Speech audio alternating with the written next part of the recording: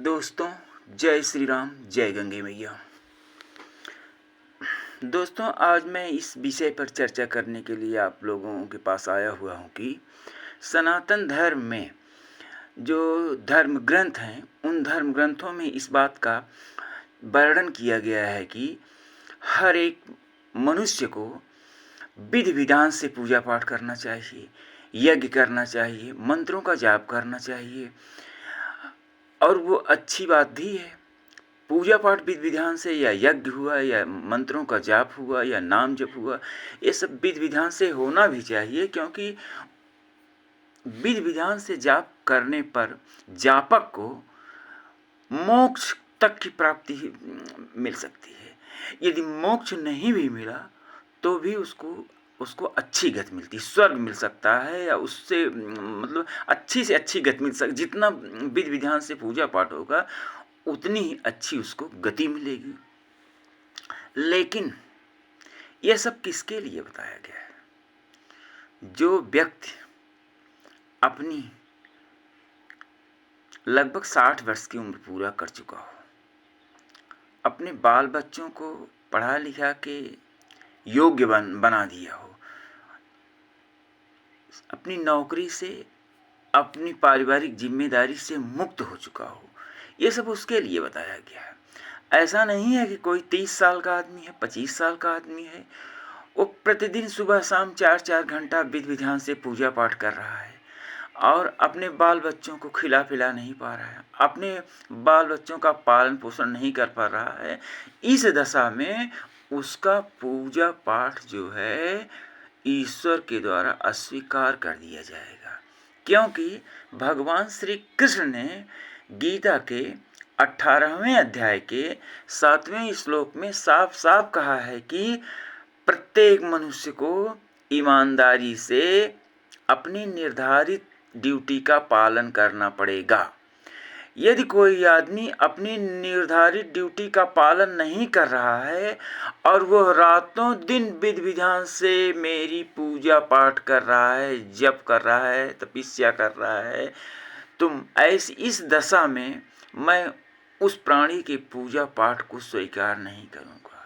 सर्वप्रथम उसका धर्म है कि वह अपनी निर्धारित ड्यूटी का ईमानदारी से पालन करते हुए अपने परिवार का भरण पोषण करे।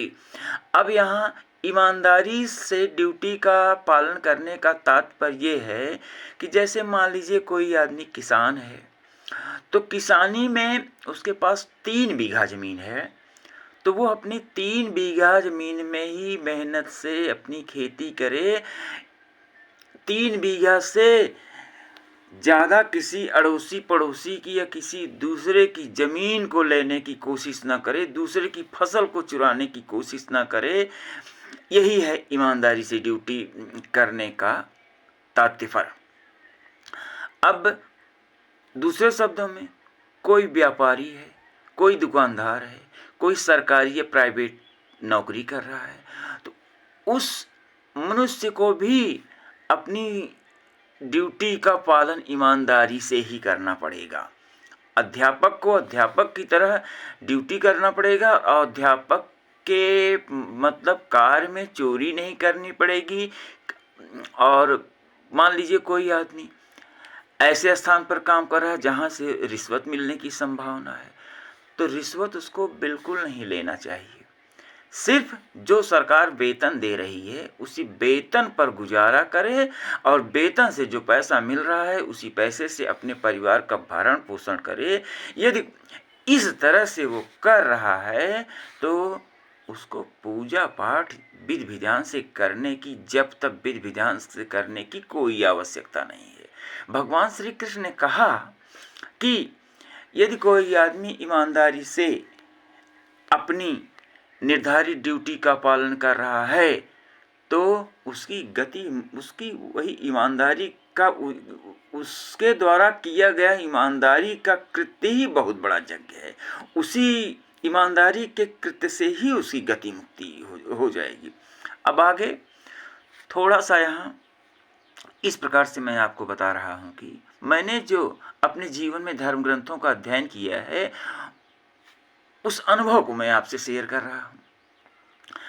ईमानदारी से जैसे कोई चपरासी है, कोई पानी पिलाने वाला है, कोई पुलिस है, कोई अध्यापक है, जो जहाँ कोई किसान है, जो जहाँ है वहीं ईमानदारी से काम करेगा और अपनी आय में से कम 2%, 3%, 4% हर महीने में दान पुण्य कर देगा। इतना करने के बाद वो यदि रास्ते में आते जाते हुए, खेत में काम करते हुए, दुकान में काम करते हुए भी अपने इष्ट का नाम जप कर रहा है, तो वही नाम जप ही उसका बहुत बड़ा यज्ञ माना जाएगा।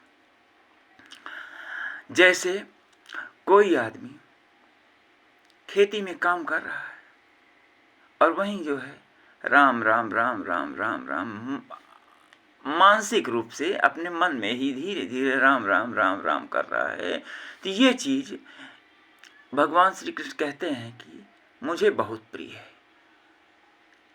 कोई आदमी ईमानदारी से अपना काम भी कर रहा है, अपने परिवार का, समाज का भरण पोषण भी कर रहा है और मेरा नाम भी ले रहा है, तो वहाँ पर मैं विधि विधान नहीं देखता हूँ कि कोई नियम से फूल माला लेकर के, अगरबत्ती लेकर के, नाना प्रकार की हवन सामग्री लेकर के कोई मेरी पूजा पाठ, वो चीज़ मुझे नहीं पसंद है।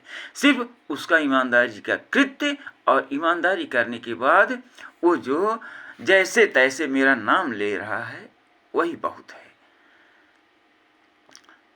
अब इसी के साथ दोस्तों मैं ये वीडियो बंद करता हूँ। जय श्री राम, जय गंगे मैया।